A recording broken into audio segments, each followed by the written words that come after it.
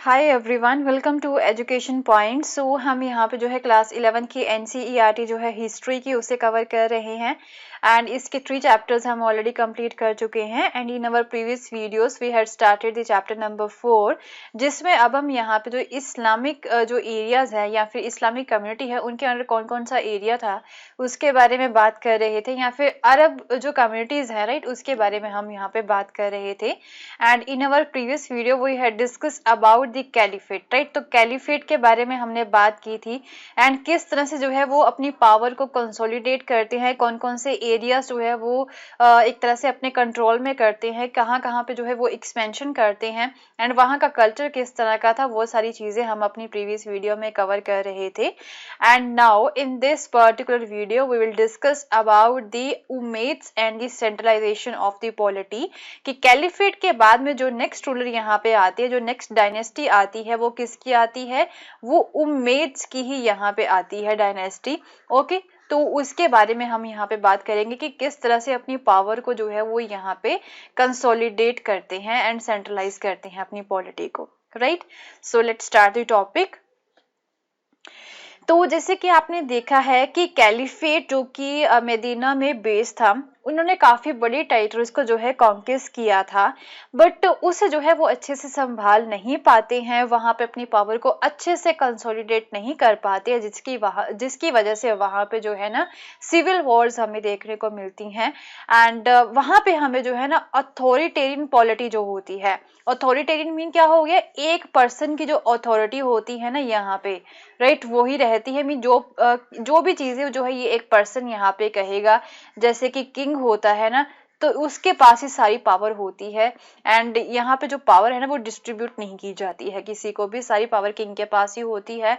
जैसा वो चाहेगा, जो वो चाहेगा वो कर सकता है एंड किसी की वो यहाँ पे नहीं सुनता है, किसी को कोई राइट्स नहीं होते हैं।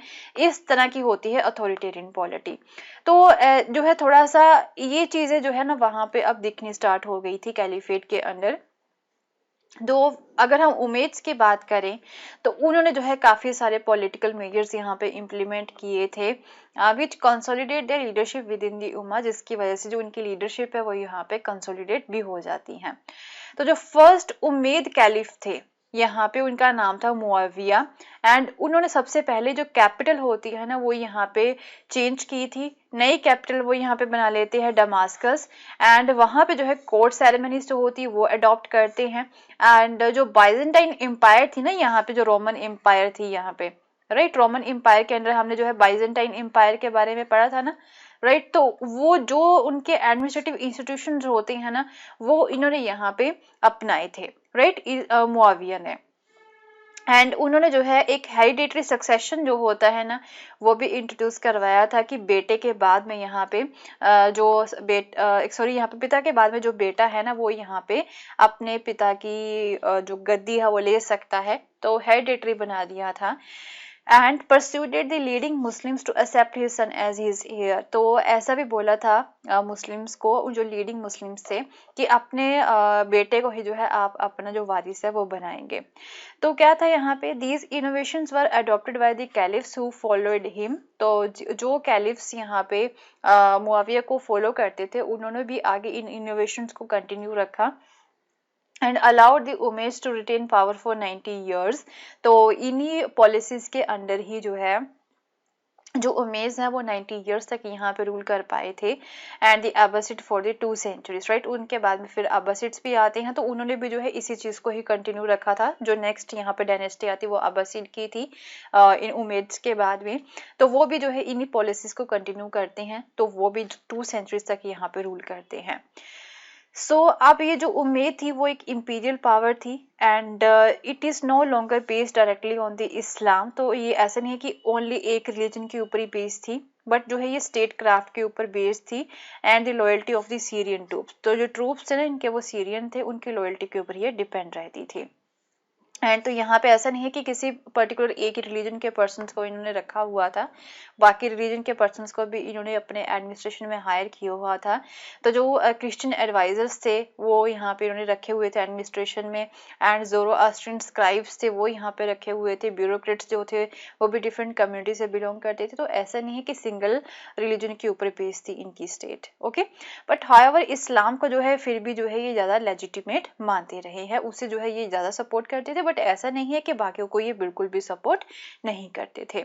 तो उमेश जो है वो हमेशा यूनिटी को लेकर सपोर्ट करते रहते हैं कि यूनिटी हमें बना के रखनी है, एंड जो इस्लाम के नाम पे यहाँ पे जो लोग विद्रोह करते थे ना, उन्हें वो जो है फिर ये दबाने की भी कोशिश करते थे। And they also retain their Arab social identity. तो अगर सोसाइटी की बात करें ना, जो इनके कल्चर थे अरब के, जो यहाँ पे अरब कल्चर होता उसे जो है ये कंटिन्यू रखते हैं।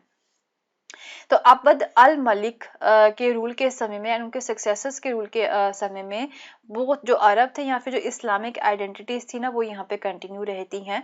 एंड इन्होंने क्या किया था कि अरेबिक को जो है ना यहाँ पे एडमिनिस्ट्रेशन की लैंग्वेज बना दिया था, एंड फिर इन्होंने जो है इस्लामिक कॉइन्स जो होते हैं ना वो भी इंट्रोड्यूस करवाए थे। तो इस तरह से जो सोशल आइडेंटिटीज होती हैं ना अरब्स की, वो इन्होंने यहाँ पे कंटिन्यू रखी थी। तो गोल्ड के दिनार हो गए, सिल्वर के दिरहम हो गए, राइट, वो यहाँ पे जो है ना debt had been circulating in the caliphate, जो कि काफी ज्यादा सर्कुलेट थे वहां पे उस समय में। तो ये किसकी कॉपीज थी? ये बाइजेंटाइन एंड ईरानियन कॉइन्स की कॉपीज थी, एंड इनके ऊपर जो है ना क्रॉस के सिंबल्स थे, एंड फायर अल्टार्स के भी सिंबल्स हमें देखने को मिलते हैं। एंड पहलावी एक यहाँ पे ईरान की लैंग्वेज है, उसके भी इंस्क्रिप्शंस हमें जो है इन कॉइन्स के ऊपर देखने को मिले थे, okay. So these symbols were removed and the coins now carried the Arabic inscriptions। तो अब क्या होता है, इन्होंने क्या किया, धीरे धीरे फिर जो है इन सिंबल्स को हटा दिया था पहले, एंड फिर जो है अब अरेबिक इंस्क्रिप्शंस जो होती है ना वो यहाँ पे हमें इन कॉइन्स के ऊपर देखने को मिलती हैं, राइट। सो एक तरह से अरब इस्लामिक आइडेंटिटी की डेवलपमेंट के लिए भी जो है अब्द अल मलिक ने बहुत ज़्यादा कंट्रीब्यूशन किया था। तो इन्होंने जो है ना एक डॉम ऑफ रॉक यहाँ पे जेरूसलम में भी बनाया था, जो कि इनकी आइडेंटिटी को सपोर्ट करता है, शो करता है। तो ये है इस डॉम की पिक्चर है, ओके, जेरूसलम में। तो नेक्स्ट अब जो है जो नेक्स्ट डायनेस्टी है वो है दी अब्बासिड की, राइट। इनका भी रेवोल्यूशन यहाँ पे स्टार्ट होता है। अब ऑब्वियसली ऐसा नहीं है कि उस डायनेस्टी को सभी लोग जो सपोर्ट करते होंगे, तो अब जो उनको जो ऑपोजिट थे उनके, राइट, वो अब क्या होते हैं, वो रेवोल्यूशन पे आ जाते हैं। So for their success in centralizing the Muslim polity, the Umayyads paid a heavy price। तो उन्होंने काफी कोशिश की थी कि मुस्लिम पॉलिटी को जो है सेंट्रलाइज किया जा सके, बट फिर भी जो है उन्हें इसका हर्जाना भुगतना पड़ता है। वेल ऑर्गेनाइज्ड मूवमेंट जो है ना, जिसे हम दावा का नाम दे सकते हैं, वो यहाँ पे स्टार्ट हुई थी। Brought down the Umayyads and replace them with their another family of the Meccan origin, जिसे हम जो है अब्बासिड्स बोल सकते हैं 750 में, ओके। तो यहाँ पे क्या होता है कि एक मूवमेंट यहाँ पे होती है जिसकी वजह से उमेय्याड्स जो हैं उन्हें गद्दी से उतार दिया जाता है। एक नई मक्का ओरिजिन की एक फैमिली थी अब्बासिड्स की 750 में, वो यहाँ पे रूलर बनते हैं। तो इन अब्बासिड्स ने जो क्या किया था कि इन उमेय्याड्स को एक इविल के तौर पे यहाँ पे पोर्ट्रेट कर दिया था लोगों के सामने, एंड लोगों को ये बोला था कि हम जो है ना ओरिजिनल इस्लाम जो था प्रॉफिट मोहम्मद का, उसे रिस्टोर करेंगे। So the revolution led not only a change of the dynasty but changes in the political structure and the culture of Islam. तो यहाँ पे क्या था कि डायनेस्टी तो चेंज हुई थी, उसके साथ साथ यहाँ पे जो पॉलिटिकल स्ट्रक्चर है एंड जो कल्चर है ना इस्लाम का, वो भी चेंज हो गया था। And the Abbasid uprising broke out in the distant region of the Khurasan. तो इनके जो अपराइजिंग थी ना अब्बासिड की, वो खुरासन एरिया जो कि ईस्टर्न ईरान का एरिया है वहां पे स्टार्ट हुई थी, एंड 20 दिन तक ये कंटिन्यू रहती है। खुरासन में जो है ना हमें अरब एंड ईरानियन पॉपुलेशन दोनों ही मिक्स मिलेगी, एंड जिससे जो है ना मोबिलाइज किया जा सकता था उस समय में, वेरियस रीजन की वजह से उन्हें जो है भड़का सकते थे लोग easily. And civil Arabs of the Khurasan dislike the Umayyad regime. तो जो खुरासन के जो सिविल थे ना, सिविलियन थे, वहाँ के जो लोग रहने वाले थे, वो जो है ना उमेय्याद रिजाइम को, मीन उमेय्याड्स जो थे ना पहले यहाँ पे, उन्हें पसंद नहीं करते थे, क्योंकि उमेय्याड्स ने जो है पहले यहाँ पे काफी वादे किए थे कि इन सिविलियंस के ऊपर जो टैक्सेस लगाए जाते हैं वो खत्म कर दिए जाएंगे, या फिर और भी प्रिविलेजेस के वादे किए थे जो उमेय्याड्स ने कभी भी पूरे नहीं किए थे, जिसकी वजह से वहाँ के जो लोकल थे, वहाँ के जो सिविलियन थे ना, वो उमेय्याड्स के खिलाफ हो चुके थे। Okay, so as for the Iranian Muslims, they were exposed to the scorn of race conscious Arabs and were eager to join any campaign to oust the Umayyads. तो वहाँ के जो सिविलियंस थे ना, वो इन उमेय्याद्स को निकालने के लिए किसी भी कैंपेन को ज्वाइन करने के लिए रेडी थे। तो जिसका फायदा यहाँ पे किसने उठाया था? अब्बासिड्स ने जो है इसका फायदा उठाया था एंड उन्होंने जो है इन्हीं लोगों का यूज किया उमेय्याद्स को उनकी गद्दी से हटाने के लिए, रेवोल्यूशन में उनका जो है एक तरह से उनका सपोर्ट लेने के लिए। सो द अब्बासिड अब कौन थे? ये कौन सी फैमिली थी? ये जो है ना अब्बास के डिसेंडेंट्स थे। अब्बास कौन थे? ये प्रॉफिट मोहम्मद के अंकल थे, उनके डिसेंडेंट्स थे। ओके, तो उन्होंने जो है कई सारे ग्रुप्स का जो है इन्होंने फायदा उठाया था एंड क्या किया था यहाँ पे इन्होंने लोगों को ये प्रॉमिस किया डैट कि मसीहा from the family of the prophet would be liberate them from the oppressive Umayyad regime, कि जो मसीहा है जो कि एक प्रॉफिट मोहम्मद की फैमिली से बिलोंग करते हैं वही जो है इन लोगों को आज़ाद करवाएंगे उम्मय्यद रिजाइम से। And there army was led by N Iranian slaves, तो स्लेव आर्मी जो है इन्होंने यहाँ पे रखी हुई थी जो कि ईरान से बिलोंग करते थे। And Abu Muslim who defeated the last Umayyad caliph Marwan in the battle at the river Zab, तो यहाँ पे फिर इन्होंने इसे हरा दिया था। ईरानी स्लेव जो थे अबू मुस्लिम, ओके, उन्होंने जो है यहाँ पे इन्हें हराया था। किन्हें हराया था? यहाँ पे उम्मय्यद को यहाँ पे हराया था, उम्मय्यद कैलिफ को हराया था। ओके, ईरानी स्लेव अबू मुस्लिम जो है ना वो लीडर थे आर्मी के इनके अब्बासिड्स के अंडर। तो अरब्स का जो अब इन्फ्लुएंस था ना वो अब डिक्लाइन होना स्टार्ट हो जाता है अब्बासिड रूल के अंडर। तो ईरानियन कल्चर जो है ना वो यहाँ पे ज़्यादा इंक्रीज हो जाता है। तो अब्बासिड्स ने अब क्या किया, इन्होंने भी अपनी कैपिटल जो है वो चेंज की थी, बगदाद को जो है इन्होंने अपनी नई कैपिटल बना दिया था। एंड जो आर्मी है एंड ब्यूरोक्रेसी है उसे रीऑर्गेनाइज किया गया था, नॉन ट्राइबल बेसिस पे जो है इन्होंने अपनी आर्मी को एंड ब्यूरोक्रेसी को ऑर्गेनाइज किया था। एंड इन्होंने रिलीजियस स्टेटस जो होता है ना वो भी स्ट्रेंथन आउट किया था। एंड कैलिफेट का जो फंक्शन होते हैं ना, जो उनके रूल्स एंड प्रिंसिपल्स थे उसे और भी स्ट्रॉन्ग किया। एंड इस्लामिक इंस्टीट्यूशंस जितने भी थे या फिर जो स्कॉलर्स थे उन्हें जो है काफ़ी ज़्यादा इन्होंने पैटर्नाइज भी किया था।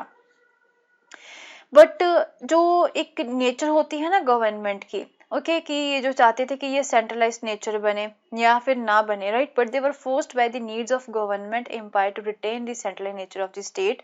बट ये चाहते थे कि यहाँ पे ना जो सेंट्रलाइज्ड नेचर है स्टेट की वो ना बने। ओके, ये चाहते थे कि यहाँ पे किसी एक रूलर के अंडर ही सारा जो है सारे हक जो है एक रूलर को ही दे दिए जाएं।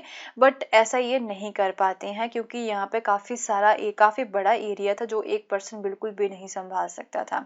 तो इन्हें जो है ना फिर वही वाली जो नेचर होती स्टेट की, सेंट्रलाइज्ड नेचर जो होती जिसमें पावर्स डिस्ट्रीब्यूट की होती है ना, वो कंटिन्यू रखनी पड़ी थी। ओके, तो काफ़ी बड़े बड़े जो आर्किटेक्चर थे या फिर कोर्ट सेरेमनीज जो होती थी ना यहाँ पे जो उमेश ने स्टार्ट की थी उसे ये कंटिन्यू रखते हैं।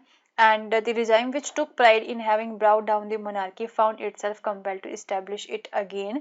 तो फिर जो है ना इस चीज़ को मोनार्की जो होती है ना वो फिर से यहाँ पे धीरे धीरे जो है वो आनी स्टार्ट हो जाती है धीरे धीरे। जिस चीज़ को ये चाहते थे कि मोनार्की यहाँ पे हम ख़त्म करके रहेंगे, मोनार्की यहाँ पे नहीं आएगी, तो वो जो है फिर भी यहाँ पे कंटिन्यू रहती ही है, उसे जो है ख़त्म नहीं कर पाते हैं, right. So will continue with the same chapter in our next video and आगे जाके देखेंगे कि इन्होंने जो है किस तरह से अब दूसरे एरियाज को अपने कंट्रोल में किया था या फिर अब जो है नेक्स्ट एम्पायर इनकी या फिर जो नेक्स्ट डायनेस्टी जो है इन अरब्स की वो कौन सी यहाँ पे आती है। सो मिलते हैं फिर नेक्स्ट वीडियो में एंड अगर आपको मेरा कोर्स पसंद आया तो इसे शेयर करना ना भूलें। Thank you so much, have a nice day, bye bye.